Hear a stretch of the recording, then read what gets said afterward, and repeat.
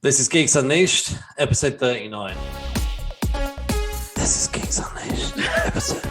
Oh, It's that kind of episode, huh? Oh, yeah. Anyway, I don't know what's going on.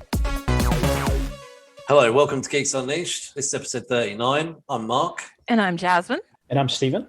Thanks again, Stephen, for joining us. Yeah. Each week, we cover the news of the week and we pick a couple of things to review that caught our fancy in TV, comics, movies, and games. This week's reviews are the first two episodes of Superman and Lois from the CW. And we are starting our first movie of the sort of monster movie marathon that we're going through this month with Godzilla from 2014. And spoiler warning, this is a review show. So if you have not had a chance to watch the first two episodes of Superman and Lois on the CW or Godzilla from 2014, you might want to pause this and come back later. And then at the very end of the podcast, we'll give you a couple of recommendations of our own. And kicking off this week's Spoilers again. WandaVision. Yeah. We've shoved it into news rather than doing a review. I think if we were to do a review, it'd be a whole episode. Yeah, there is a lot to unpack with WandaVision. Yeah, well, I mean, 9 episodes, there was a lot to cover. The first 2 episodes feel like they were a long distant memory, yeah, for sure. Yeah, it doesn't even feel like the same show. Like once I started watching the other episodes, I was like, this first 2 episodes were not indicative at all. No. I was actually chatting to someone today and he said he wasn't interested in watching the show at all. And I said, why? And he said, well, the trailers just put me off.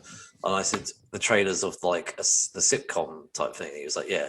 He said it just looked like Bewitched, and I didn't like Bewitched. And I was like, look, you need to watch it. I was like, I don't want to say any more, but it's going to get ruined for you very quickly if you don't actually go and watch it. And we're going to ruin it now if you haven't watched it. So, Stephen, have you caught up? I have, yeah. Okay. It's funny when Mark was talking about talking his friend into watching it.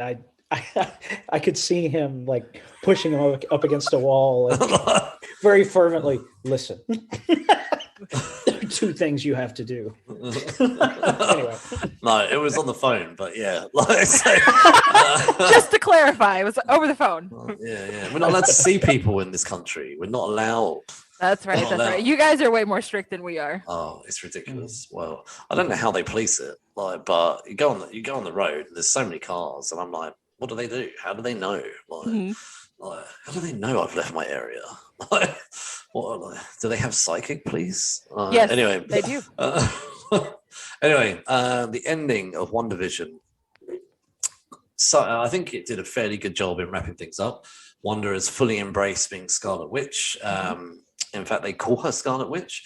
Her outfit now is definitely an MCU version of her comic book costume, and I'm glad they didn't go the cheesy one, which we did have a couple of episodes ago, where they did a Halloween episode, which I thought was pretty cool because it had old school Vision and old school Quicksilver. It was good. Oh yeah, no, it was good. And, we find out that Agnes essentially loses her powers to Wanda. Wanda is pretty badass and wins the day, and then she kind of locks Agnes away in her nosy neighbor persona that she chose for herself, which wasn't really heroic, but I think that's where we're going with this, is probably a darker road with Wanda.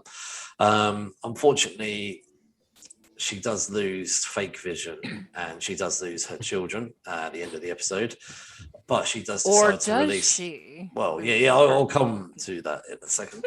And then anyway, so then the real Vision is back alive. However, he's completely white now, and they have done White Vision in the comics. So I've never read that particular issue, but I know 20 or so years ago. Have you seen the cover of it with the White Vision, Stephen?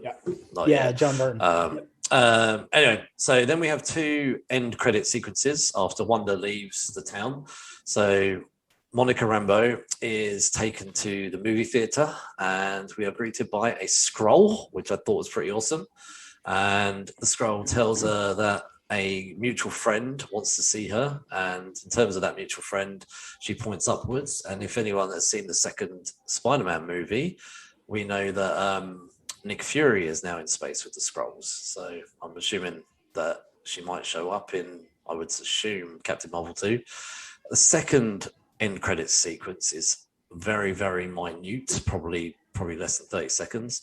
And we are taken to a secluded mountain where Wanda's sitting on the porch drinking coffee.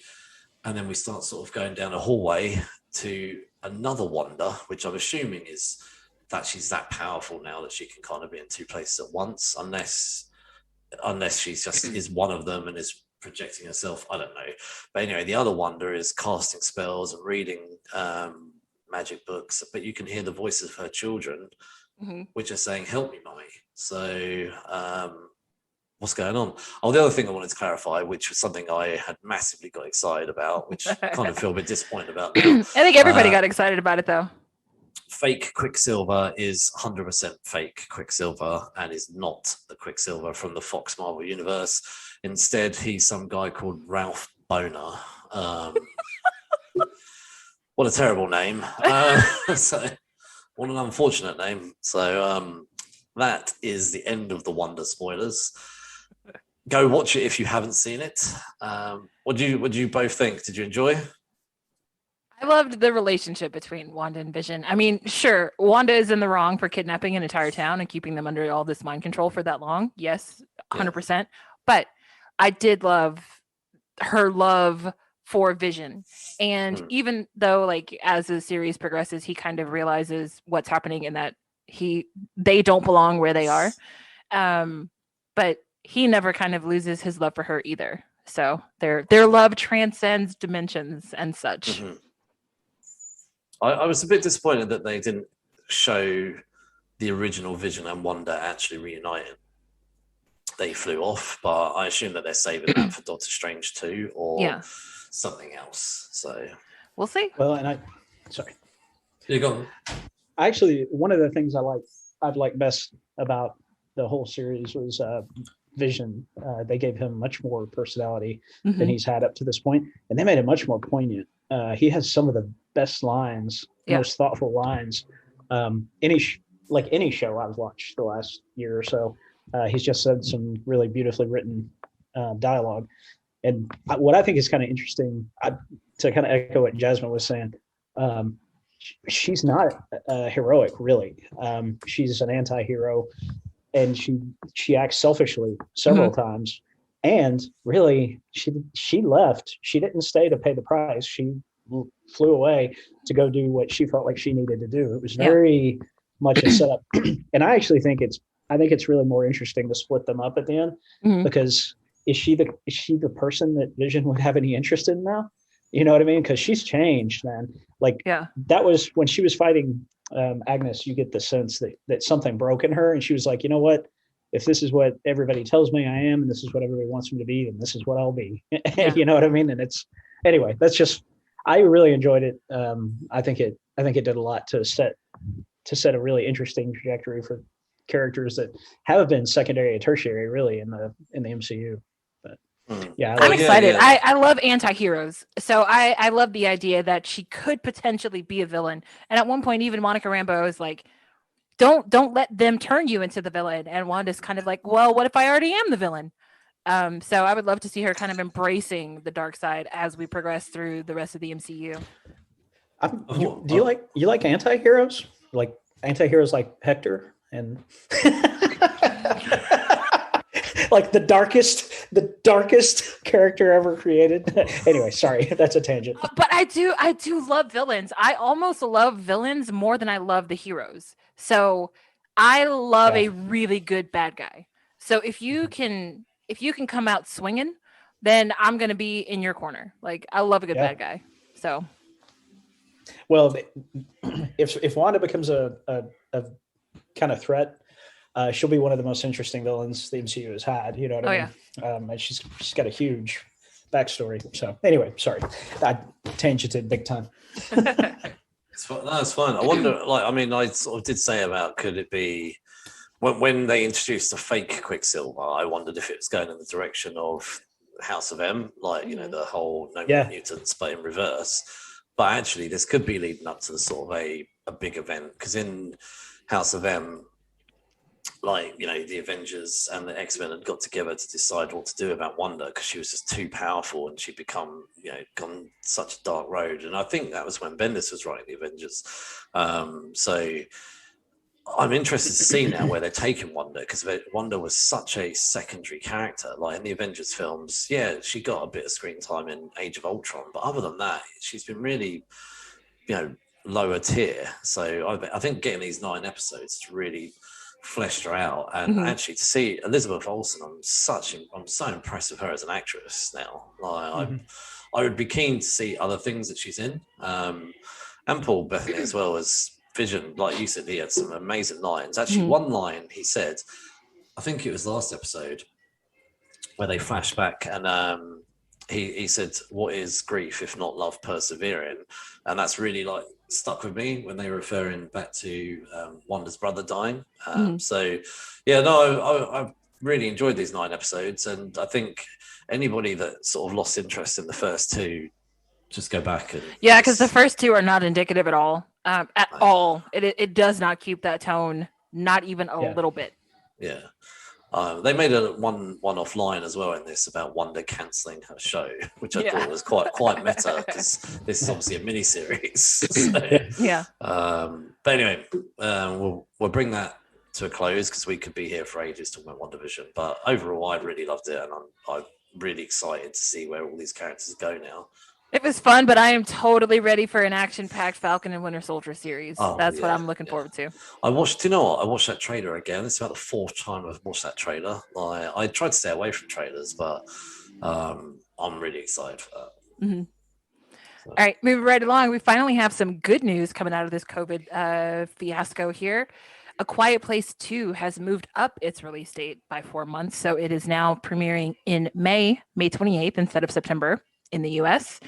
And in reverse COVID news, we have word that San Diego Comic-Con has canceled their big event in July, again for the 2nd year in a row, but they are planning to hold some kind of in-person event on a much smaller scale in November.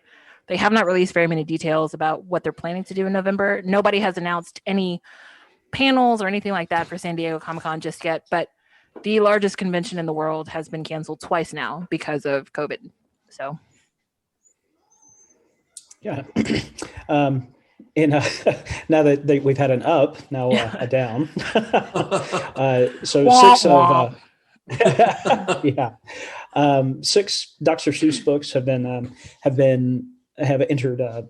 Basically, they're no longer being published due to racially insensitive and antiquated racial depictions in the books. And to think that I saw it on Mulberry Street, If I Ran the Zoo, McElliot's Pool, On Beyond Zebra, Scrambled Egg Super, and The Cat's Quizzer. The estate actually has taken these out of circulation in addition to a lot of secondary markets, and overall they just won't be available from now on, which has created a spike in where those books are currently still available. eBay has canceled all sales of these books. Amazon still has them for sale. Universal Orlando has actually pulled the books from the shelves specifically by request. I believe that's from the estate. Is currently evaluating the Seuss Landing and their Islands of Adventure theme park. Seuss Landing features references to many of Dr. Seuss's books, including two of them that are no longer going to be in circulation due to some racially insensitive material. So I wish I knew anything about any of these books. I feel none of those titles are titles. I mean, I think I've heard of the Zebra one, but that's it. I've not heard of any of the other ones. None of them are big sellers until now. So well, and it's I don't know. It's one of those things where I want to understand better, like the content of those books, so I can have a more informed opinion. But it's not surprising. So many books from that era. There was, just content that hasn't aged well, and anyway. Was it because Splash Mountain at Disney as well is completely getting rebranded because of sort of racial depictions as well, and they're bringing in like updating it. So unfortunately, things were done, but I guess it's good that they're being recognised and for having. Well, and to me, what's surprising, if I'm being honest, I'm by default I'm very cautious of censorship and those kinds of things. This doesn't really qualify as censorship, and I think where it gets fuzzy is the difference between government banning material and the public banning material. That is the difference. Yes. Yeah, I would we're agree designed. with that. Yeah, we're designed to edit ourselves, and that's okay, and that's encouraged. You know what I mean? The other piece of it is it's funny, like the Muppet Show, like you were talking about. HBO Max has put a couple of disclaimers in front of it, similar to Gone with the Wind and some other pieces of content. And I always go into those going, really? I grew up with these. You know what I mean? Like they're just being too sensitive.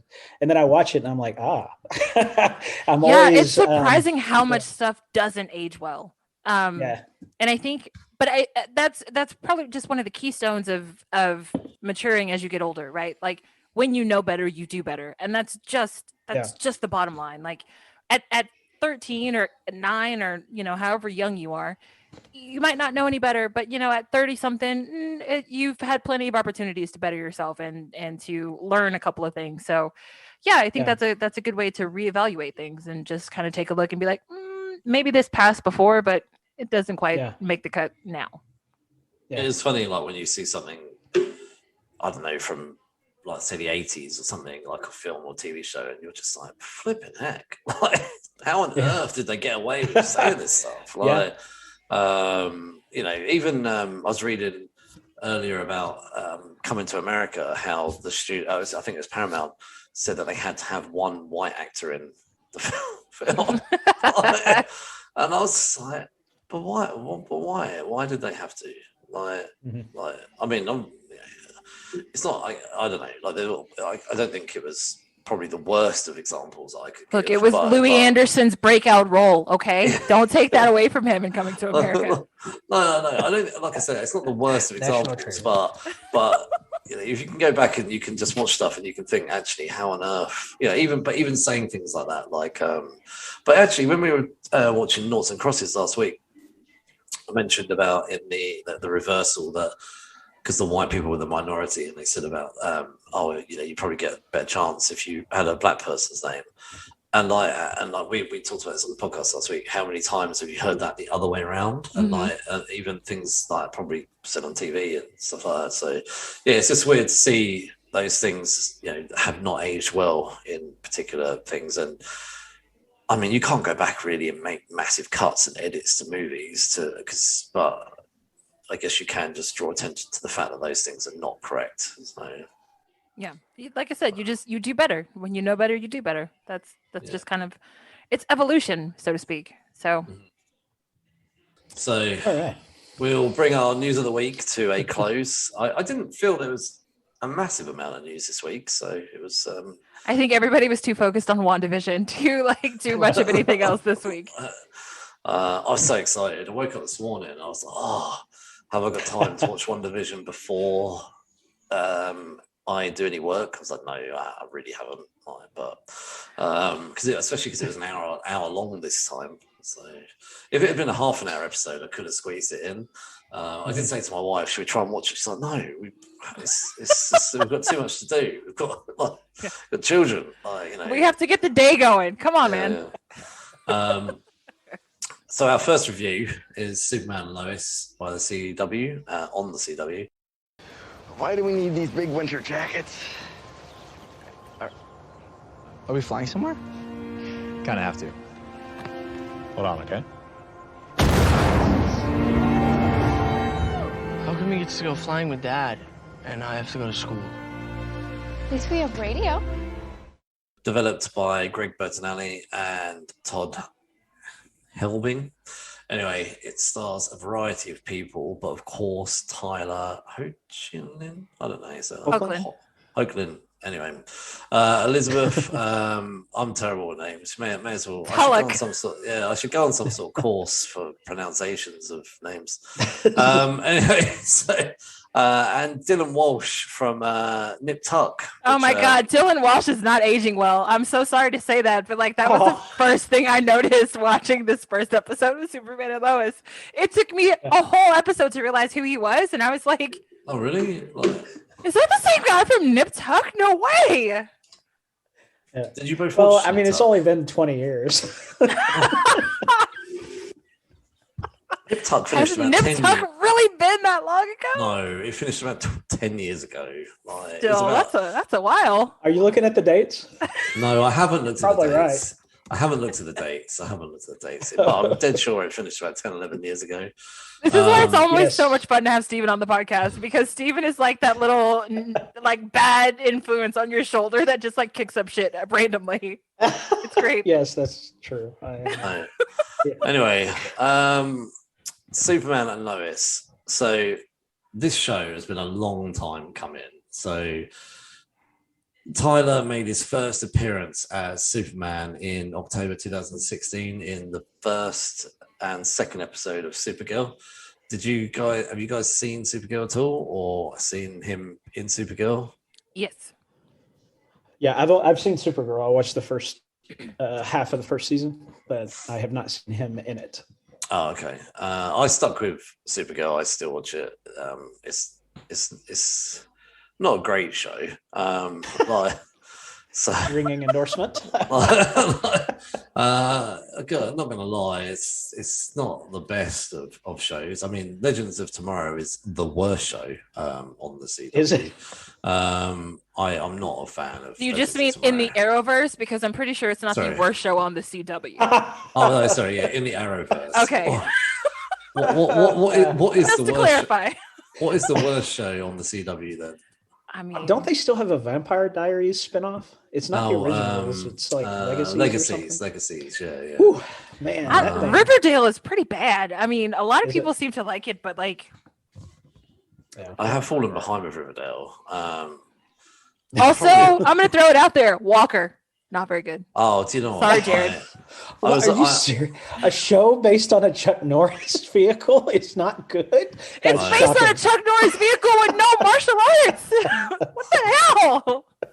Do you know what? I The watched the eyes first of a episode of stranger. Walker.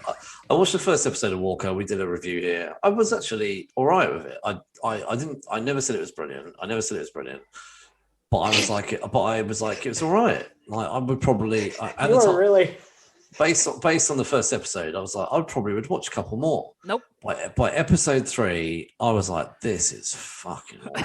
I was like, this is so bad. Like, Yeah. so I mean, any review I was to ever do of Walker again would just get worse and worse. We'd have to create minus numbers and ratings for like when we do our mine. The only thing that I really, really liked about the pilot episode, I went to college in Austin. So, like, it was really fun to be like, I've been there. I know where that is. Like, so I was watching it for, like, the background scenery. Yeah, Mark, you're giving some really great forward reviews tonight. Anyway, I mean, it's not the Geeks best Unleashed. show. No BS. but It's not the best show. Oh, No. this is total. so I probably should. Anyway, Supergirl. Do you know one of the main reasons I love Supergirl? Melissa Benoist, I think, is. Well, I think in person she seems like a genuinely lovely person, and I do love her Supergirl. I think she is really adorable as Supergirl. Like, you know, she's quite tough. I think she's quite tough Supergirl, but equally plays Kara Danvers really down to earth and grounded. I enjoy that. I like David Harmon as John Jones. I think he's great. I'm quite pleased that James Olsen's left. I felt like he had nothing to do for pretty much the entire time he's in the show. That was bad do writing, not- though, because I loved him in that role. Well, he's a good actor Yeah. too, Oh, but he's a good actor, but he just. I almost think it would have been better for him to have reoccurred rather than being regular. Yeah. I think they just didn't know what to do with him. Well, they wanted some Superman stuff in there. They were like, okay, let's get James Olsen, and they were like, well, yeah, but we don't want a geeky James Olsen. And they created him initially to be like a love interest, and then they kind of ditched that because they finally built them up to be a couple by the end of season 1. Supergirl. Anyway, we've sort of spent way too much time talking about Supergirl. But Lena Luthor was a terrible addition to Supergirl as well, like trying to be like her mate. And then one of the things I've been wondering, which kind of does lead us into Superman and Lois, is that they introduced John Cryer as Lex Luthor. And I think in the show, he in Supergirl was amazing, Lex Luthor, and actually was a real good addition to the Supergirl TV show. Anyway, as Supergirl went on, Tyler has made the odd appearance in Supergirl, and I think his appearances have been brilliant. And he's been in the last 2 CW big crossovers as well. And in the last one, which is a good setup for this, they had Infinite Crisis, and at the end of Infinite Crisis, a lot of things were changed about all of their lives. So, for instance, in Supergirl, Lex Luthor had been killed off, and he's brought back. Arrow, they managed to bring back every single character that Arrow had killed off, and that was a lot of people. I can't think all the other changes now. Oh yeah, in Batwoman, they managed to they brought in Another Alice. Beth. Another Beth. But they killed her off within about 2 episodes. And other than that, Batwoman went back to thingy. But anyway. But the biggest change was as Superman was flying off, Lois Lane calls him up and says, "You need to get home. The boys need you." And we knew that we knew from his appearances in Supergirl that they had a baby, but this show now suddenly has given him 2 teenage boys, and so there was a lot of rumors about who these 2 teenage boys would be.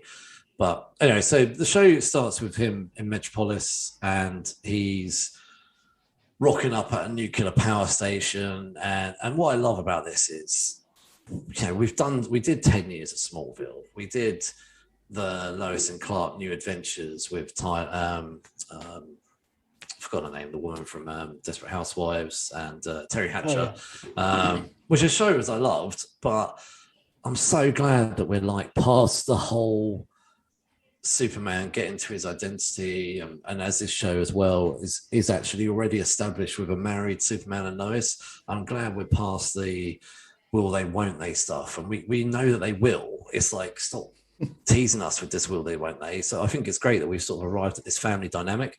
So, and I also think it's actually great that they've already introduced Dylan Walsh's Lois's father, who already knows that he's Superman. We've kind of already got to these places where a lot of TV shows, they spend, 5-10 years getting to the big reveal. Actually, we've come in with this nice position. So Dylan's character with Superman, General Lane,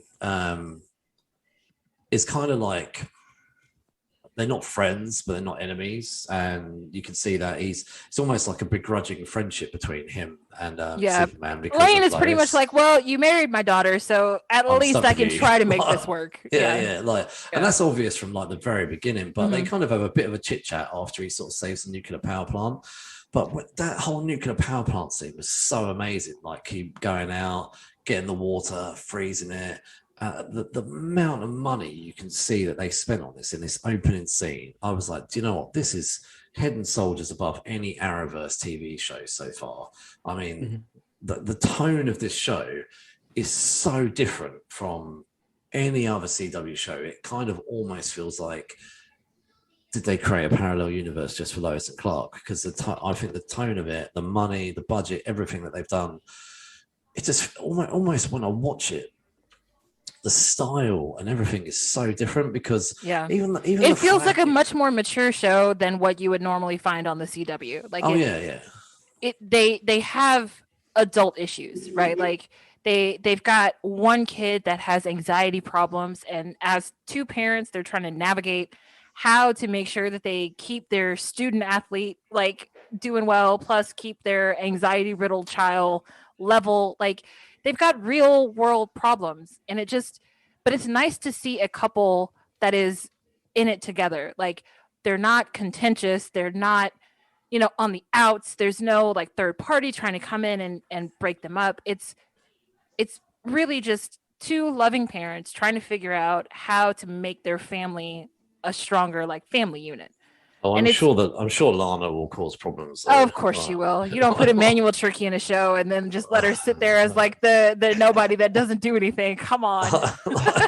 I mean, it was obvious, even like in the second episode when they're having like the Yeah. barbecue and she Yeah, comes up sort of fluttering her eyelashes. I'm like, oh, come on, go away. It's like it's the second episode. Leave him alone. Give it some time, damn it. Yeah. But so anyway, so Martha dies, which I was actually the whole episode of the first episode. What I thought was quite cool is that Clark sort of flashes over his life, shows kind of catches up the audience with where he is, and even shows a scene of his father dying, and which has been used in a lot of the stuff, including Smallville. Because you knew in Smallville that Jonathan was going to eventually die, and it was always a big thing about when will Jonathan eventually die. So the show starts with Martha dying, and it leads to the whole family deciding to completely uproot from Metropolis and move to Smallville, which I think would be unlikely. But for the show, they've decided that's what they want to do, is bring them back to Smallville, which starts off a whole load of chain of events, which I think has created a lot of stories for Lois and for their children, and equally for Clark himself. One of the interesting things about this, though, is that they've got two sons. So we've got Jonathan, but we've also got Jordan. So it's worth noting that Jonathan does exist in the comics, but Jordan is a brand new character and has had no comic book time at all. So we don't really know what's planned for both of these characters still. And they've taken an interesting direction that Jonathan has got no powers, whilst Jordan has. Jordan is the character that is new to all of us. So I thought that was quite interesting as well. So to see them, I think that's going to be like the sort of typical CW part, having the teenagers and the stupid love triangle between the two brothers and the girl at the school. And I'm not too interested in that love triangle thing. But what the part I am really interested in is, as we get into episode 2, Lois really getting into her full-on reporter mode, and wanting to take down her boss Morgan Edge, and she hands her notice into the planet and goes to work for a local paper in Smallville. And I love that when she storms into the planet and hands her a letter, and she's like, the best writing I've ever done, opens it up and it's just 2 words, I quit. And like she just sort of bowls on out. And I'll tell you what though, like she's probably getting up there, would probably been my favorite Lois, like out of all the Supermans I've ever watched. Like Bitsy Tulloch, I've liked her since Grimm. I thought she was really kind of. I've never seen Grimm. Oh, what? I'm surprised at that. I thought she was really good in Grimm, so I'm excited to see more of her. But of the whole series, I think the Lois Lane story arc and her trying to dig into what Morgan Edge is doing to all of these small towns, that is far more interesting of a storyline than who this stranger is that Clark Kent and Sam Lane are trying to fight against. Yeah. We'll talk about that in a minute. But Stephen, what are your views on these first 2 episodes? Yeah, I really love it. Years ago when I watched shows like this, I would watch them trying to pick them apart, like the things I would do different and what just a really critical eye. And this show, I don't know, as I've gotten older, I just try to just enjoy what the show's doing. And this, above all, they've done so many smart things, I think. They've taken all of the pieces that are traditionally in Superman and dumped them in a box and shaken the box. And it is like a really great approach, because for how many years have we been trying to tell the same type of Superman story over and over with diminishing We've always been telling the returns. coming of age Superman story, right? And it's like, and just, like you had kind of alluded to before, Mark, like the whole relationship with Clark and Lois and all that kind of stuff, all those things it's like watching Ross and Rachel 300 times. You know what I mean? As great as it was the first time, it is exhausting after you've seen it redone so many times. Mm-hmm. So now being married is so much more challenging than dating in so many ways. It opens up just a whole plethora of stories. Making Superman, his archetype is a fatherly character, and someone who's a guardian angel, who is protective and strong. Making him a father only strengthens that archetype, only opens up the story possibilities. And especially you give him two sons who are very different from each other, very different from him. There's just a lot of, I feel like if anyone was shortchanged in these first few episodes, it was the sons. I don't feel like they got a lot of depth to their characters. I feel like they're somewhat two-dimensional. But Lois and Clark are very compelling. I think it's really smart. And this is spoiler, right? Yeah. Okay. Yeah. You can spoil it. You can spoil it. They've been warned. So one of my favorite things is, okay, Lex Luthor is a cerebral threat that typically forces Superman to deal with social issues. And they've replaced him with Morgan Edge. And his foil is Lois Lane. So what does that open Superman up to? It opens him up to a whole different sort of threat that can also be intellectual. But this new Lex Luthor is the exact opposite of what he's been in the past. He's a very physical threat. He is motivated not by jealousy, but by vengeance, and by it's a very different dynamic. And it's true to the spirit of Superman, but it is not like any Superman we've ever seen before. And that's what I love most about it. The setting, I think it's brilliant to move it into Smallville, because the setting, Metropolis, you stripped away the noise. Yeah, exactly. It does from a storytelling standpoint. It's a contrast to Superman, and it is an appropriate backdrop for Clark Kent. So it's a perfect place for that family dynamic. It's not such a like you said, a bustling, busy, teeming background, but Metropolis is still right there because Superman can go wherever the heck he wants. Yeah, exactly. So like these first couple of episodes are in the Antarctic, they fight in Smallville, they're in Metropolis. Moldova. Yeah. And what's so smart about it too is from a special effects budget, holy crap. He ends up downing Lex Luthor in the second episode in the middle of a field. Okay. That's a pretty big budget shot, but having him fall there and then fight in the field and talk, you can't tell me that they didn't save at least a little bit of the budget that they would have blown having them tear through buildings. And we've seen that a million times. We haven't seen these scenarios over and over.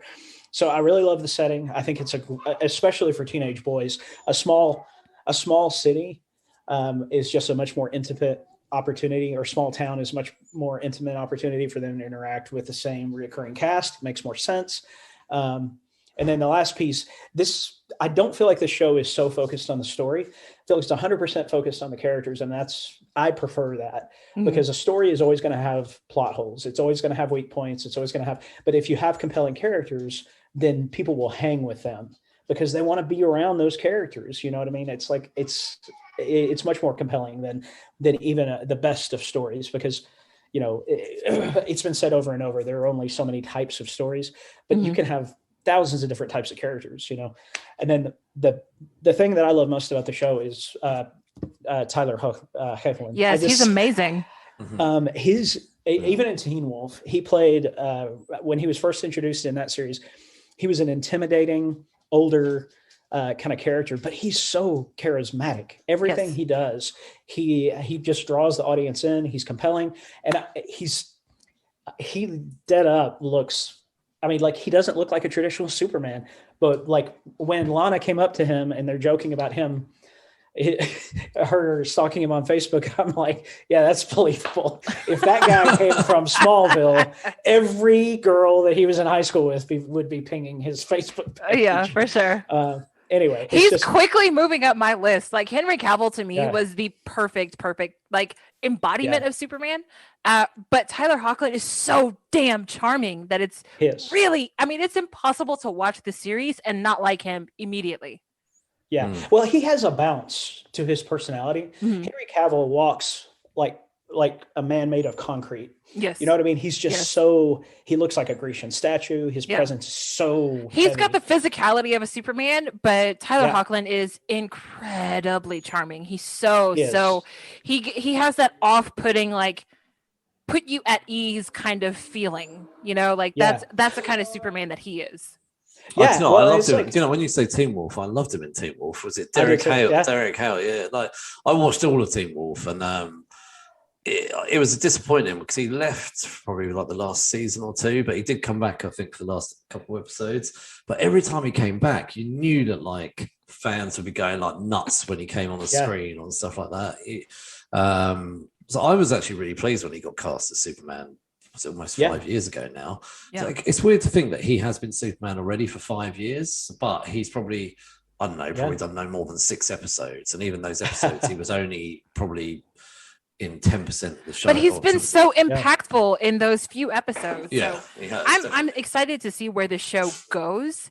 I also thought it was a very interesting choice for them to take, obviously, Alex from another universe. This is a fallout from Crisis. I don't know which Earth this Lex is from, but I thought it was a very interesting twist to make Lex black, because I always felt like a black billionaire would never work, because there's always this talk about, oh, let's make Batman black, and it's like I don't, that wouldn't quite kind of equate to the same kind of Bruce Wayne that like a white Bruce Wayne is. So the fact that they have made Lex black, but they have also made Lex a military man. Yeah, Captain Luther. Yeah, it's a very, very interesting kind of twist. But as compelling as Lex's backstory is, which they have not ever officially said his name is Lex Luthor. They call him Captain Luthor throughout the first 2 episodes.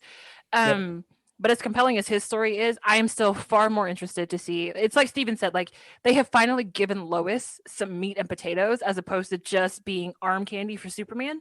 I am far, far more interested in Lois's plight against Morgan Edge, because I think that the Morgan Edge story of him being this corporate billionaire that's supposedly creating jobs and doing good and helping these small towns, I think that's a timely and far more interesting kind of story arc to see play out than to see, big brawny guys fighting each other, which, I mean, I love to see that kind of stuff too, don't get me wrong, but like story wise, like if I'm going to keep watching this show, I'm definitely going to keep watching the show because I want to know what happens between Lois Lane and Morgan Edge.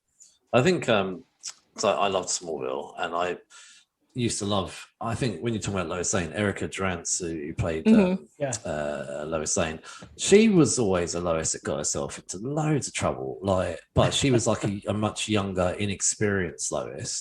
But that was obviously part of the show, right? So to come in on this angle where we've actually got a much more experienced Lois Lane, a much more experienced reporter. So, I don't know how far she's into her career, 10 years, something like that. And the tone and the presence is a lot stronger than what we had in Smallville. But that's part of the whole thing. Smallville was about them growing up. So I'm actually really excited. And I actually was thinking to myself when I was watching this, the only reason I said I was a bit disappointed about the move to Smallville was I hope that this Morgan Edge thing is going to be a big story, but once that's done, what else can Lois, what other big stories could Lois potentially get involved in the small town? I would hate to see her get moved to a secondary character based on the fact that there may not be enough stories. There could be. This could lead to bigger stories,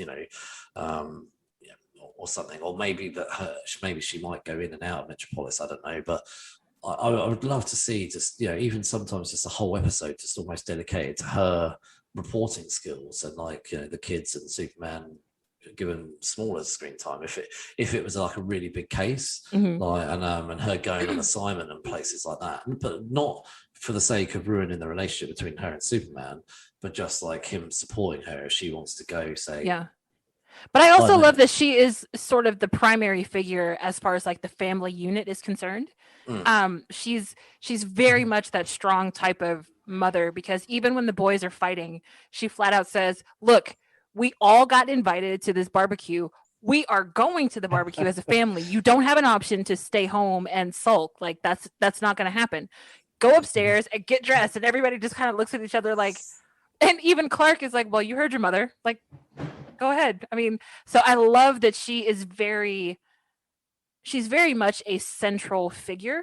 And like you said, Mark, I hope they keep her in that kind of role instead of moving her to be a background character where she's just kind of like a yes man for Clark. I think it's because this case obviously is going to be a big case in Smallville. This thing that she's working on for the local paper.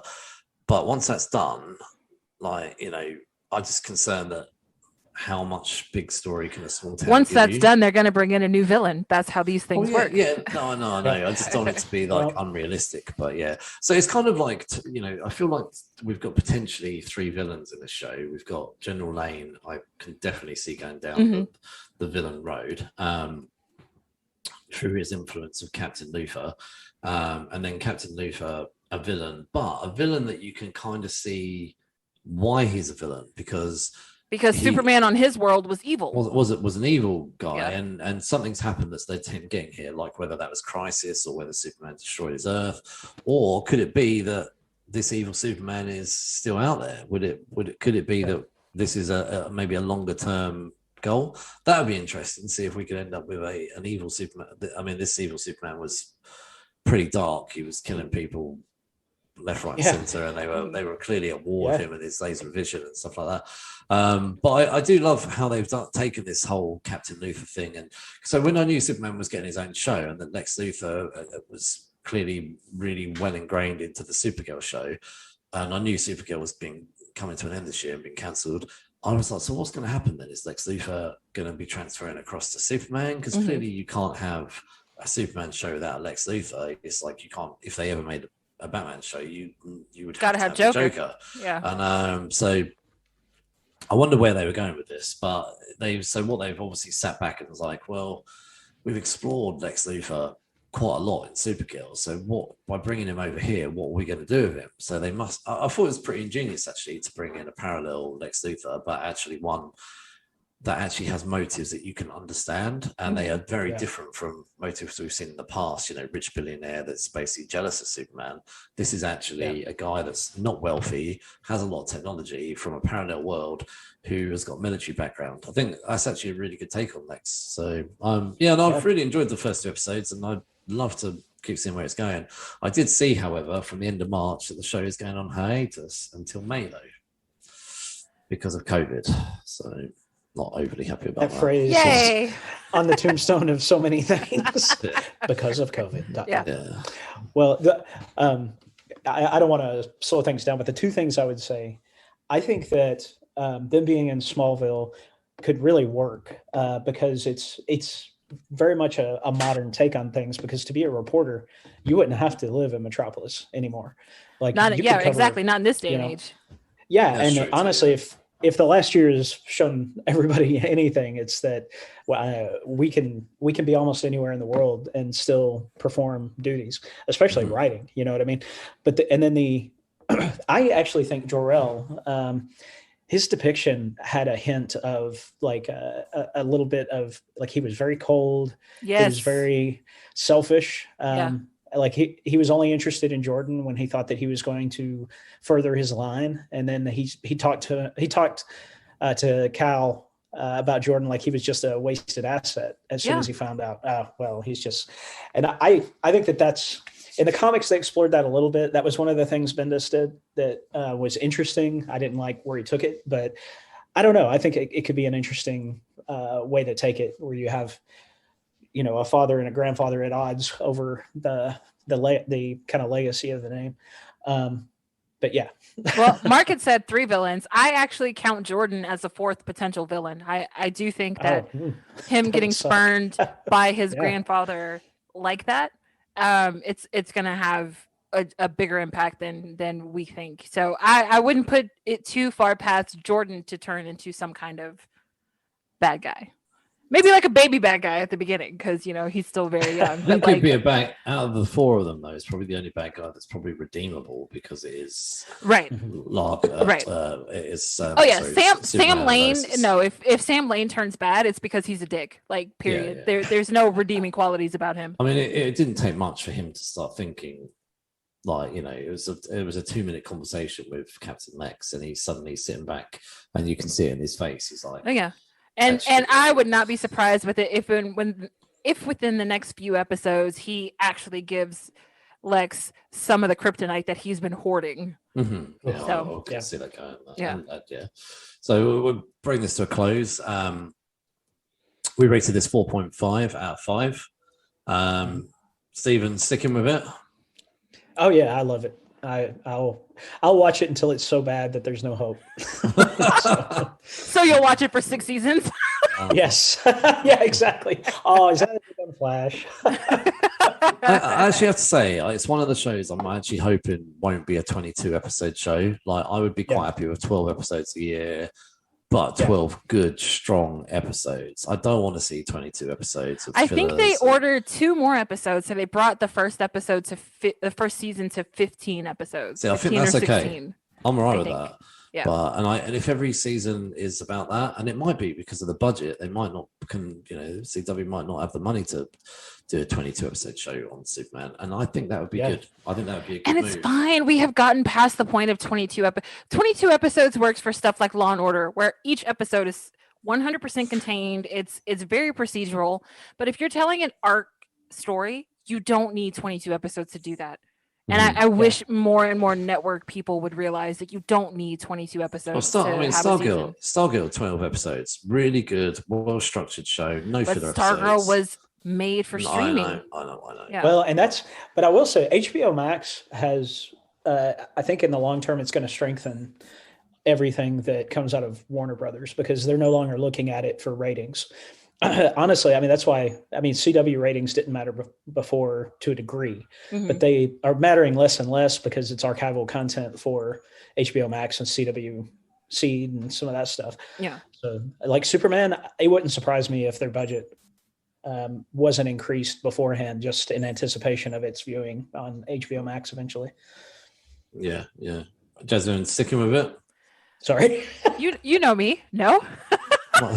I might, over the summer after everything is said and done, I might binge it, but I don't do anything week to week. We go over this every time we record an episode, but no, I'm not going to stick to it week to week. No, I mean, but would you see the show out? Like, would you? I could see myself. It could be. I could see it definitely being a summer binge for me. Yeah, I like this show. I thought it was actually a really. I don't know, just even the camera work, everything about it felt so different to an Arrowverse show. I said this earlier, but it does feel more mature. It feels like it almost doesn't feel like a CW show. Because it's like they put so much effort into the production value and into the actual characters, and just the way that Tyler Hoechlin emotes, it's almost like he's in a different league than the rest of the characters on the show. So he's good enough that it would pull me back in. Yes. It's made me realize just how bad Batwoman is and how bad The Flash is and how awful Legends of Tomorrow are compared to this. I thought they did really well with this show. I think with all those other shows, if you didn't like them, I wouldn't even consider them in terms of your viewing experience with this show. And also, almost what's cool about this is that they don't reference those shows. You could go into this not knowing anything about those shows. Yeah. So let's move on. All right, here we go. Monster Movie Month. We are kicking off with Godzilla from 2014.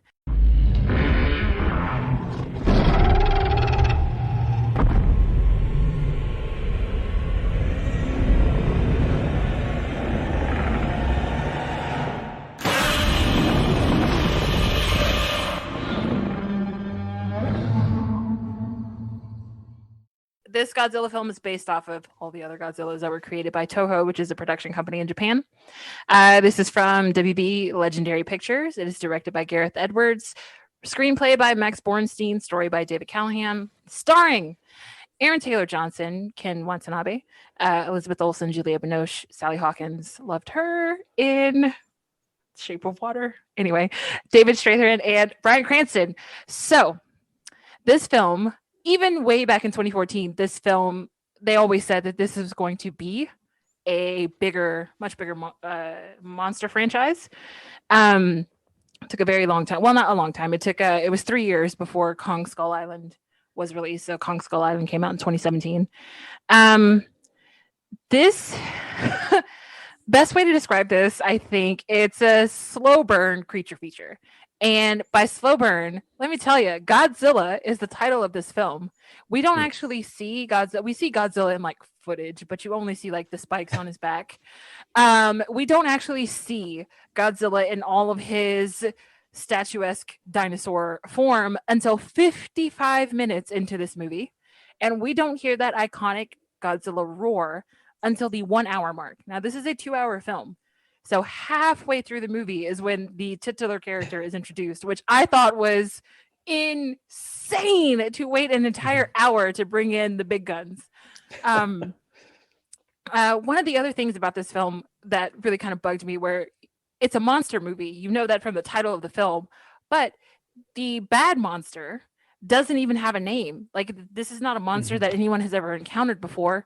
They don't have a name for it. So basically it's the equivalent of UFO. This monster is called a MUTO, which is abbreviated for massive unidentified terrestrial organism. So that's what they spend the film calling it, is a MUTO. So it's MUTO versus Godzilla, pretty much. Now, originally when this movie came out, it actually premiered to pretty good ratings. Most of them were positive.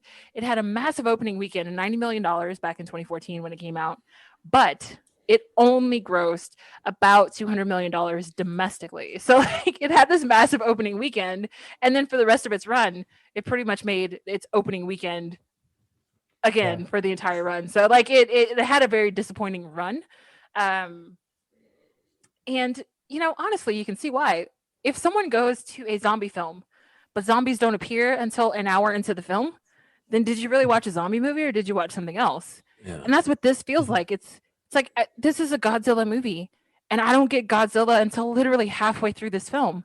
And even when I finally do get Godzilla, there's 20 minutes, 25 minutes max of fight sequences between Godzilla and MUTO in this 2-hour film. And it's just kind of like, basically what they made was a dramatic relationship film that happened to have monsters in it. And I think that is probably why not very many people talk about this film. Like, I know just between the three of us, even before we started recording, we talked about the Matthew Broderick version of Godzilla, which is a creature film. Like, Godzilla is destroying New York City. He lays eggs in Madison Square Garden. Like, it is a monster movie, right? And even when we're talking about Kong Skull Island, they're on an island and they're fighting King Kong. Like, yes, there's plenty of opportunities for them to have a relationship. Like, the people are a big part of that film, but it's a Kong film. Like, you never feel like you're watching that movie and it's not a monster movie. So it was, you know, there are parts of this movie where it's just a slog to get through, because it's like, you're making a character movie, but I don't really care about any of these people so far. It's kind of hard to get into it, because like, and I had seen this movie before we kind of did this, but I realized as I was watching it again, I had never, ever seen the first hour of this film. And now I know why I had never seen the first hour of this film, because like none of the first hour was reminiscent at all. I was like, Bryan Cranston is in this movie? I had no idea. But that's how disjointed the film is. So like, it opens in the past with Bryan Cranston and Juliette Binoche. They're married, and Aaron Taylor Johnson is their son. Of course, he's much, much younger, so it's a different actor at the time. They're living in Japan. Both of the parents are working at a nuclear facility. They never really clearly define what the parents' roles are at this nuclear facility. I mean, I'm guessing they're scientists, clearly, but like, what kind of science do you do? So like, a fair question. Yeah, right. Like, I have no idea. Because anyway, so it gets to the Juliette Binoche dies because of the nuclear reactor meltdown that this MUTO, which comes out of nowhere, is the cause of this meltdown. Bryan Cranston feels guilty, and then we just magically have this time jump where it's 15 years later. 15 years later, now we are in America. Their son, whose name is Ford, which is ridiculous. So Ford is a soldier in the U.S. Army 15 years later. He finally gets to go home to his wife and kid. His wife is played by Elizabeth Olsen. Her name is Elle. And then he gets called to Japan because his dad gets arrested for trespassing. And so in this 15-year time jump, it's like, has Bryan Cranston been in Japan this entire time trying to figure out what was going on at this power? Like they never establish any of that. None of that is ever clear. They make it seem like he is definitely a scientist that has kind of gone off the deep end. He has become very obsessive, which, of course, whatever happened at this plant, it did kill his wife. So I can understand that obsession part. But we never have a clear explanation as to has like literally, did he stay in Japan this entire time and his son left him in another country and went back to America to become a soldier? Like none of that is ever made clear. So we have this disjointed family relationship. The son gets to Japan, bails his dad out of jail. The first thing they do when he gets out of jail is go trespass again at the place where the dad was just arrested. And it's just like, what are we doing with this story? You would have thought they'd be watching him if he's gone right? Once, like it's the whole the whole first hour is really kind of like, what is going on with this movie? So they get arrested again inside the quarantine zone, except this time they are not taken to a police facility. They are actually taken to the facility inside the quarantine zone, which Monarch, this company, has set up shop and has been monitoring this, whatever this thing is. Nobody knows what it is.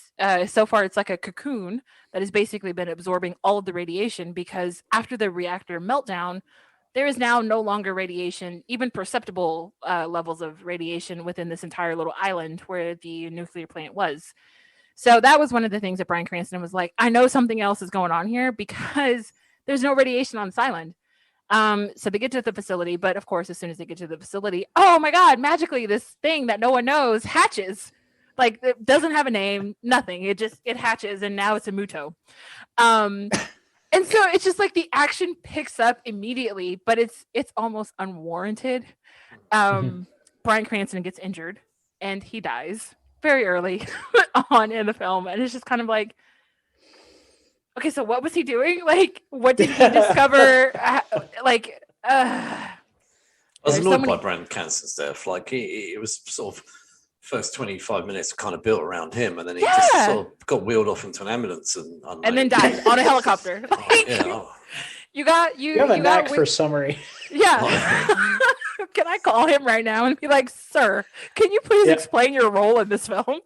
So basically honestly, you can see where they try to lay the groundwork, but this film is so completely disjointed in, is it trying to be a monster film, or is it trying to be an actual like human story that is built around monsters, so to speak? But honestly, people that watch these kinds of films, we don't care about the relationships with these family. Like, we're watching these films because we want to watch monster movies. That's how it goes.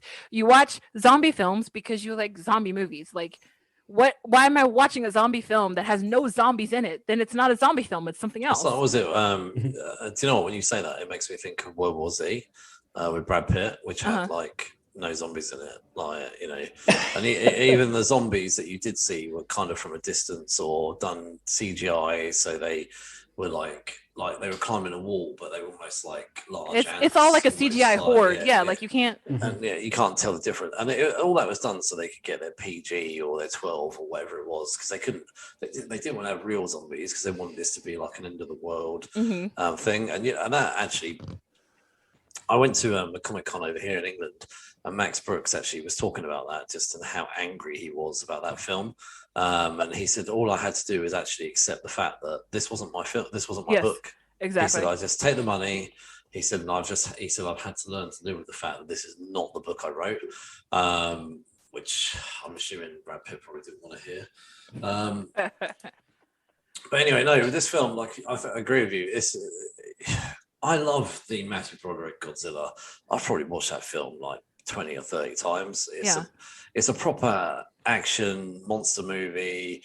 Don't get me wrong, it's cheesy, and I don't know, it's never going to win Oscars, but it is what it says. It's an action film, a monster action film, and and it destroys the city. And I actually might go and try and watch that Matthew Broderick film this weekend or something. It's actually a really good film. And even Matthew Broderick is really good in it. He's not exactly like your action man, but he's really good in the film.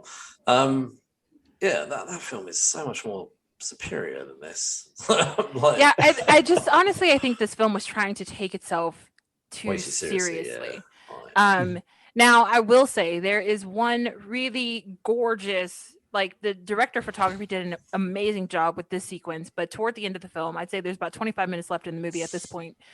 The American soldiers are trying to get a bomb that the Muto stole because again, these monsters live off of radiation.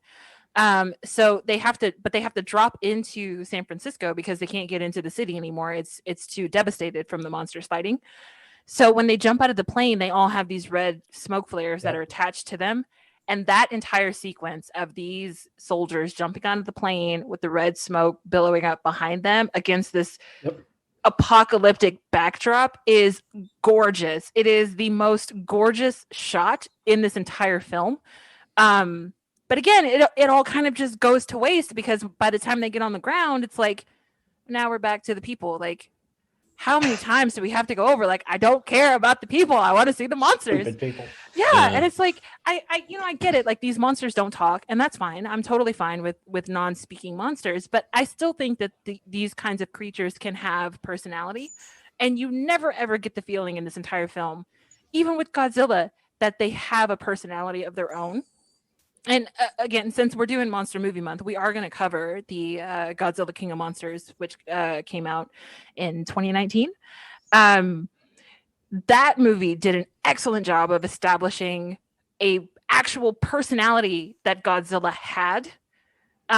So I think that movie is definitely it learned its lessons from this film, I would say.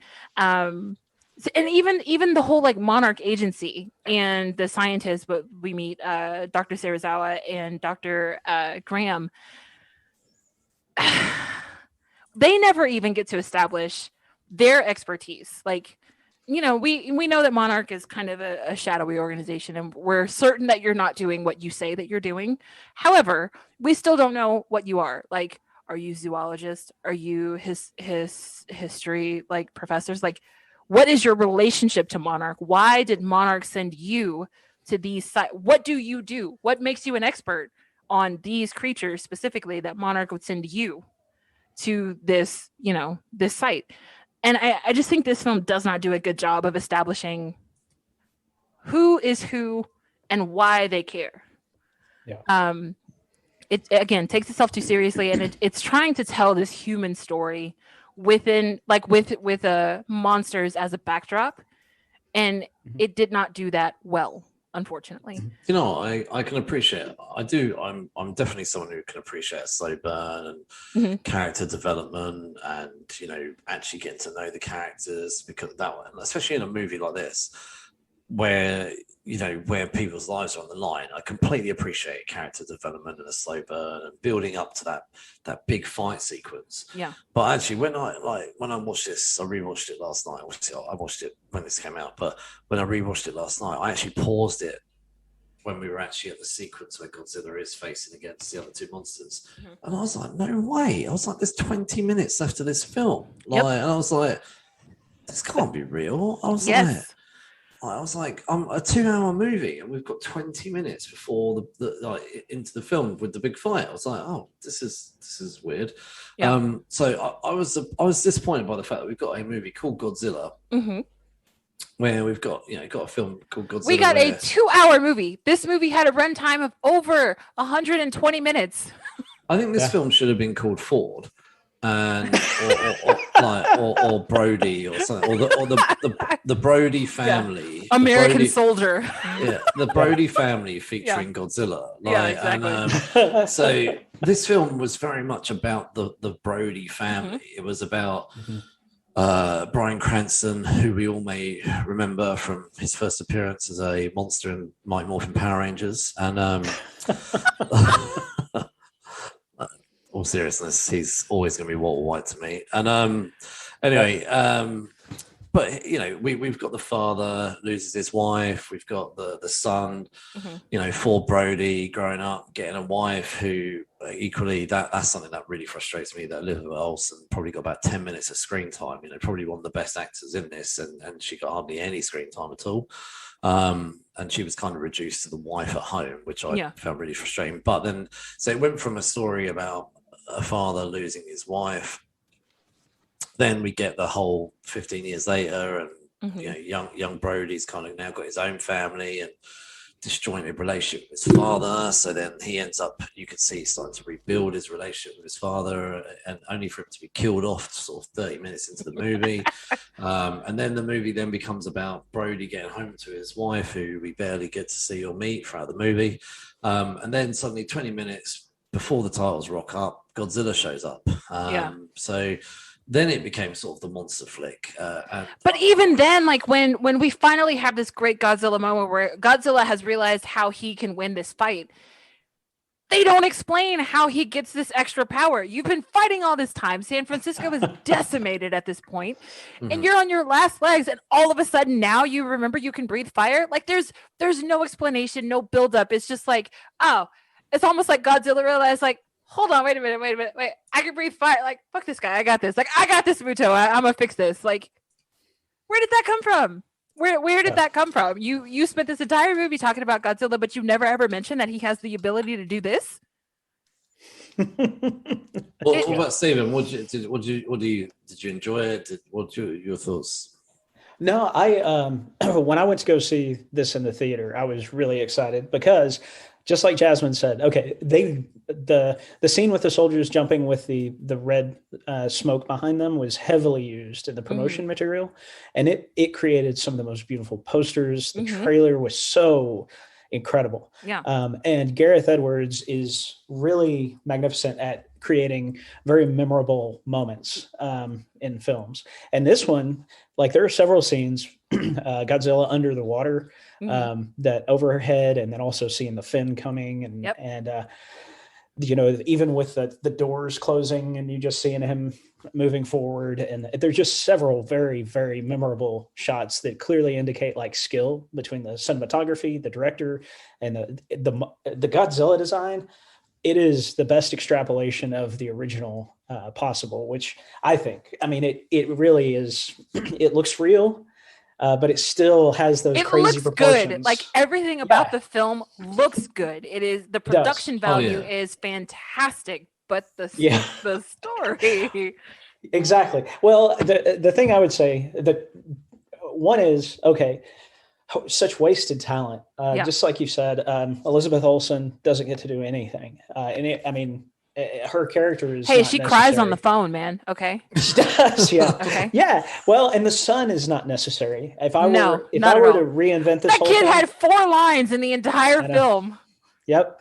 Well, and even Aaron Taylor Johnson's character, the main character, he's not necessary. If it were mine to reinvent that opening, it wasn't even the opening sequence, but that first real climax of the movie, the first, like, holy crap, when Bryan Cranston's letting go of his wife, how much more effective would that have been if Godzilla were the direct, not the indirect, but the direct cause of that meltdown?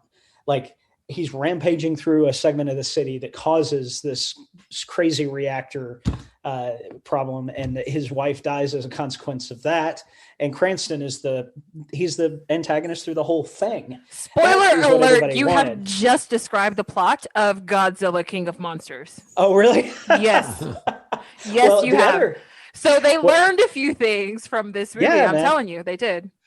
Yeah. I would have preferred it. I would have preferred it if, like you just said, Bryan Cranston had been the main role, rather than his son, which they obviously must have thought that this is the way to go for the audience. But maybe this might be an unpopular opinion, but I didn't like Aaron Taylor Johnson in this movie. No, he was weak. First of all, his voice is really high. But do you know what? He was so good. He was so good. My apologies, Aaron Taylor Johnson. They should have gotten Mike Tyson instead. Oh, it's Godzilla. It's Godzilla. He was so good in Kick-Ass. Like, Kick-Ass, he was really good. Like, I loved him in the first. He was awesome. Yeah.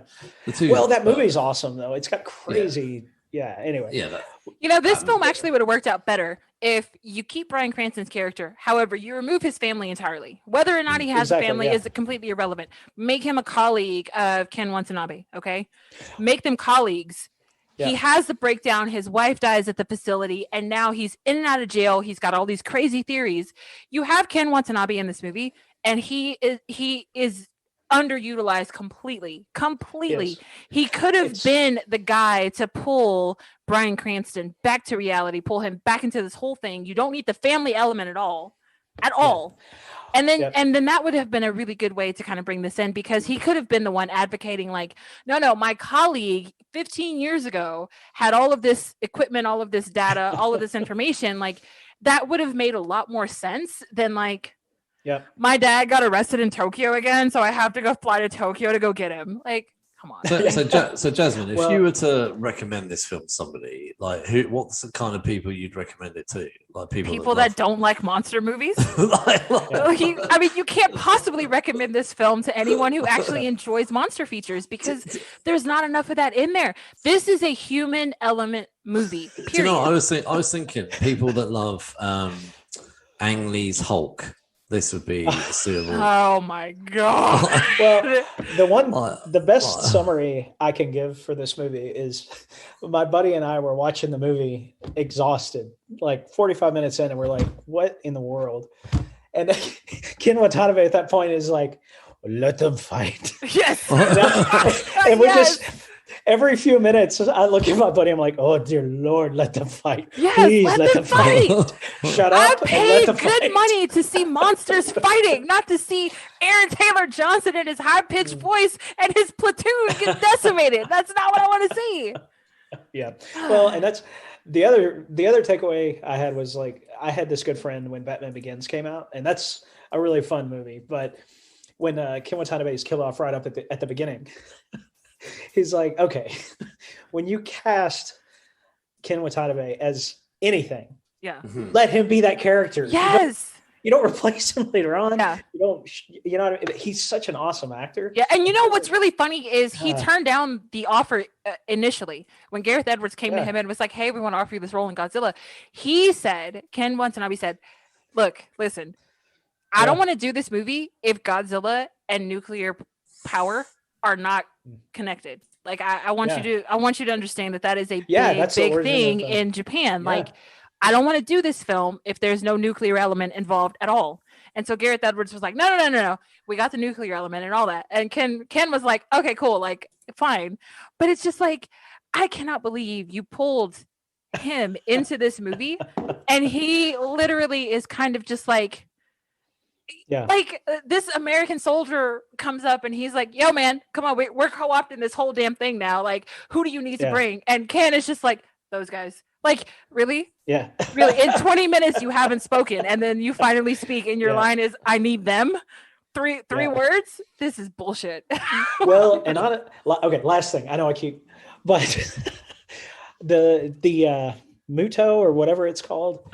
I felt like that was kind of, the design of it is somewhat derivative of the Cloverfield beast. Yes. I felt like. Yes. I felt like they were kind of subtly jabbing it. The funny thing is, a lot of what they were trying to do with this movie was done a lot better in Cloverfield. Yeah. Like they didn't show the monster very much. Cloverfield was a monster movie. What's up? I said Cloverfield was a monster movie. Yeah. But the thing is, there aren't that many huge shots of the monster. And that's what they were trying to do with Godzilla. They didn't want to focus on that. They wanted to show the repercussions and all that kind of stuff. Okay, but that's not what we as the audience want. But in Cloverfield, when they did it right, I loved it. You know what I mean? Cloverfield was different, though, because it didn't have an established history. Yeah, now, and it's not God freaking Zilla. I was gonna say it's Godzilla. Like, there's no way that you hear the name Godzilla. It's like if you hear Bruce Lee. Like, I don't want to see Bruce Lee in a romantic comedy. I want to see Bruce Lee kicking somebody's ass. Like, that's what I want to see. Sorry. So so that's our wrap up of Godzilla, the feature. We ended up giving this one a 2.5 out of 5. Yeah, we're the kind of podcast that likes monsters in our monster features. So Matthew Broderick's Godzilla was, for me, a good movie. I loved it, and also Matthew Broderick's Godzilla had the best soundtrack of probably one of most movies. So, agree. Ever. I don't know what the soundtrack for this one was, but it was Rain. The sound of rain. Do you know what? I just I've been trying to find I found a website here. I just actually was looking it up now. Never been on this website before. It's called thenumbers.com, and I can compare both the Godzillas. Oh yeah, so, that's a great site. I've never been on there before. So worldwide box office of the 1998 one, unfortunately, it did take less, 376 million versus 2014's took 529 million. And that was the worldwide probably box pretty office. close. But worldwide, like what did it do domestically? Because that means worldwide, Godzilla 2014 did better than it did domestically. Because domestically, it only earned 200 million. Well, domestic, 'cause this is obviously US. So, the 1998 took 136, and then the domestic for the 2014 took 200 million. So, still it took more. And opening weekend in 1998 took 44 million and 93 million for the 2014. So financially, this one did better. I don't know what it does say. Inflation adjusted for domestic box office in 2014 was 224 million, and in 1998 was 266 million. So while the inflation adjusted brings it about level. So. Well, sorry. Yeah. Opening weekends have completely changed. They used to represent 15-20% of a box office, and now if it now represents, it's like 60. Yeah, if it's less than, if you can hit 33%, you're doing awesome. Most of the time it's 50, 60 for massive blockbusters. Anyway, that's potatoes. So anyway, though, going back to this film, like I had not seen it for a very long time. It makes me more excited to continue watching the series because getting to the lead up to Godzilla versus Kong, I am again reminded I am all in for Godzilla. Like, sorry, Kong, screw you. I'm all in for Godzilla in that fight. Yeah, like I say, I've always loved Kong. Oh yeah. I've never liked monkeys, so I don't like primates at all, like any of them. That's a pretty broad statement. Yes, it is. My apologies to chimpanzees and orangutans everywhere, but like, I don't like you. So our chimpanzee listeners everywhere now are all be writing into the show. So sorry. So. Yes, my apologies. Anyway, we'll wrap up Godzilla. Recommendations, part of the show. I am recommending, and I'm shocked to say that I'm recommending something by Scott Snyder, because since he left Batman, I've no idea what happened to him. Like, his Justice League was shit, his Death Metal was shit. However, his independent stuff, and actually I love his Witches that he did, 6 or 7 issues or something like that, was amazing. And he has released the first issue of Nocterra with Tony Daniel. It was a really good first issue. The sun is gone, the stars are gone, and it's not like vampires, but something clearly has made all the sun and all the light disappear. And however, if you're in the darkness for too long in this comic, you can get infected from the darkness and turn into essentially a creature, not a vampire, but like a creature. Like Godzilla? But this affects everything: plants, fish, probably cats and dogs, probably chimpanzees.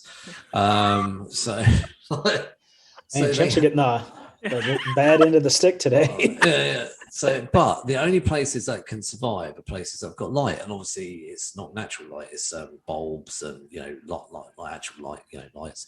And even when they drive on the motorway, they have to have like their lorries covered in lights all on the outside, and they have to have lights all around them. They can't last something like any more than 10 hours or something in the darkness. And it's actually really cool. So this whole setup, it kind of reminded me of like The Last of Us. So they've got these like outposts, and the outposts that our main character finds herself going in and out of is an old town where they made light bulbs, and that was their big thing that they got, they sold to people was light bulbs. And it just so happened when the darkness came in, they were having their 100th year of a town or something like that, and had actually happened to have loads of lights going and all that kind of stuff. But yeah, no, it's a pretty cool thing. So what happens is, the idea of it is get to the end of the book, and she's like I don't know what you call it, like she like a delivery person. That's probably the best thing. So she goes from the town and takes stuff and vice versa. Anyway, so these two people are in the town and they say to her that they want to go to this location, and then one of the guys pulls up his arm and shows her sunburn. And so the sun hasn't been around for over 15 years. So she doesn't believe it. But then in the end, she's like, well, of course we knew that she would. She says, fine, I'll take you. But I better get paid, because they said they can't pay her till they get to this location. Mm-hmm. So she's like, I better get paid. And they go off. And then some other real badass guy shows up in the town saying that he's looking for these people. Mm-hmm. And he's wearing some suit completely covered in black. So yeah, I actually thought it was really good. It was actually really well written. It was easy to follow. It was nothing like Death Metal, which was just, I don't know what the heck was going on with that book. But this was a book that I could get into, completely understand it. The art was amazing. I always loved Tony Daniel's work, and Scott Snyder actually discovered how to write again. So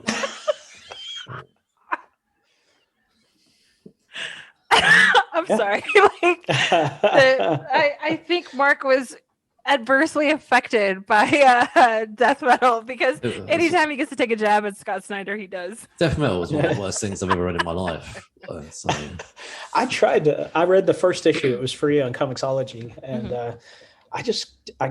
I didn't get what was going on. I felt like I missed you needed to read about 50 books before you read the first issue of Death Metal to understand probably the first 3 pages, and then there was another 60 books you had to read. But then they had the nerve, like after the 3rd issue of Death Metal, to come out with a one-shot that kind of covered everything that you should have known beforehand. And it was like, why didn't you release the one-shot first? Like, that doesn't make any sense whatsoever. That's what happened with Empire. Marvel released like 2 zero issues, one for the Avengers and one for Fantastic Four.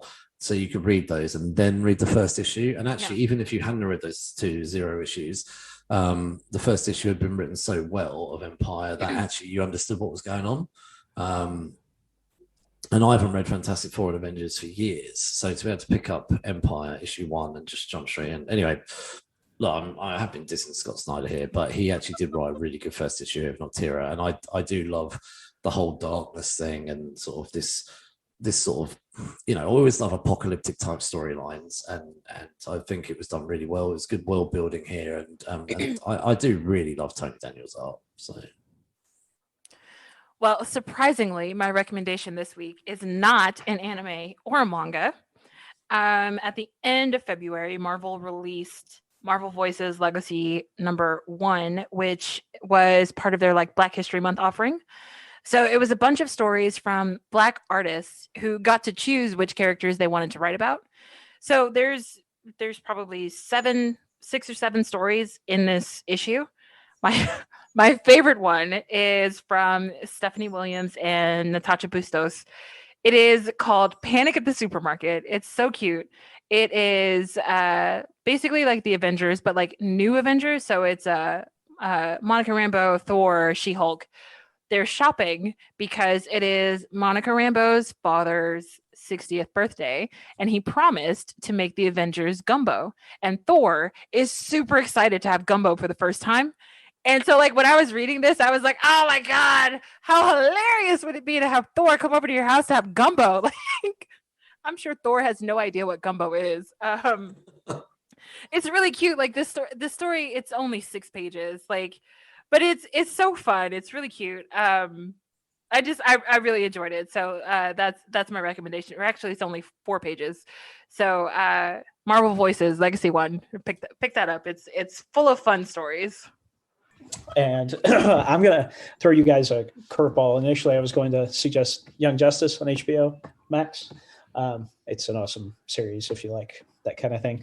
But I think actually Jupiter's Legacy. I've been watching the trailers on Netflix and really kind of curious about it. Mark Miller, if you're not familiar with him, he has similar sensibilities to Garth Ennis, the guy who created The Boys. Has kind of that coarse, rough and tumble approach to superheroes. This one, it really compelled me because of the combination of his work and Frank Quietly. Frank Quietly is one of the most amazing artist in comics right now. I believe his All-Star Superman is one of the most beautifully illustrated mainstream comics out there. When he did new X-Men, when he did the new X-Men with Grant Morrison, that was amazing. Yeah, and his design work, his textures, everything is so fleshy and lumpy, but it's beautiful. But like his design work is just phenomenal. He redesigned the Parasite for All-Star Superman. Anyway, Jupiter's Legacy, I'm really excited to dig into it more. I just started on it, and I really like it. It's compelling. It's an interesting take on kind of superheroes over a long period of time. So that's what I'm reading right now, and I'm enjoying it. So I think this is the first time we've all recommended comics for the week. Yeah. No, do you know what? Because Stephen texted me a couple of days ago about Jupiter's Legacy, and I was like, actually, I did see the pictures of Jupiter's Legacy, and I shared them on our Insta actually, and it did give me the boys kind of feel from the pictures. I haven't seen the trailer, but I actually now would like to read Jupiter's Legacy. I'd never really been interested before, but I think Jupiter's Legacy would appeal to me more. The comics would appeal to me more than The Boys, which I've not read. The Boys. Have you read The Boys? Yeah, it's The Boys is pretty harsh. This doesn't match that. This doesn't match that for rawness. I mean, honestly, the comic is even more raw than the Amazon series for The Boys. Really? Actually, no. I had heard about.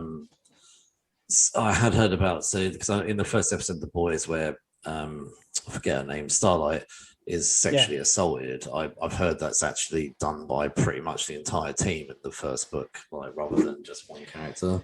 And it's So the funny thing is, if you've seen the Amazon show, you would be shocked to hear that it can get more severe. But and the funny, sorry, I know we're wrapping up, but Garth Ennis, as a writer, does not love superheroes, and it's his big slap in the face to the genre to a degree.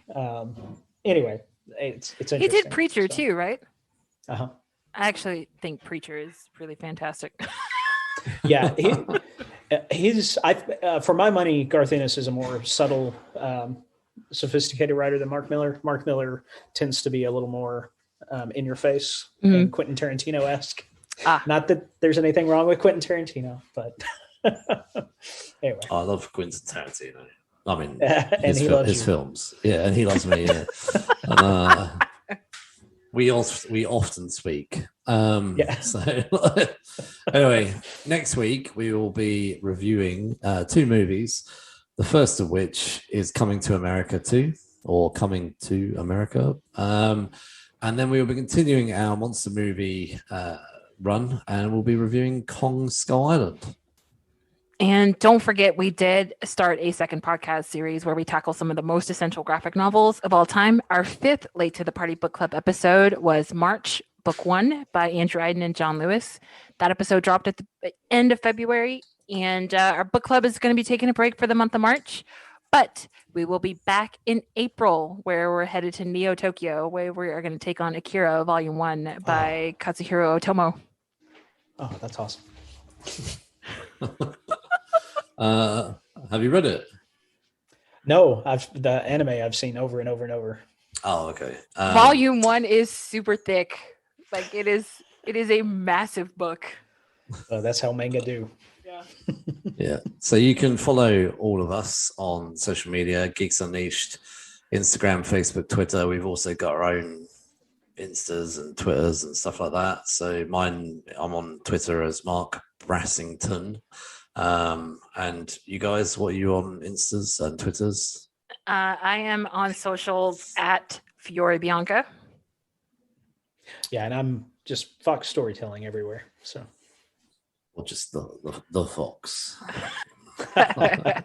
Yeah.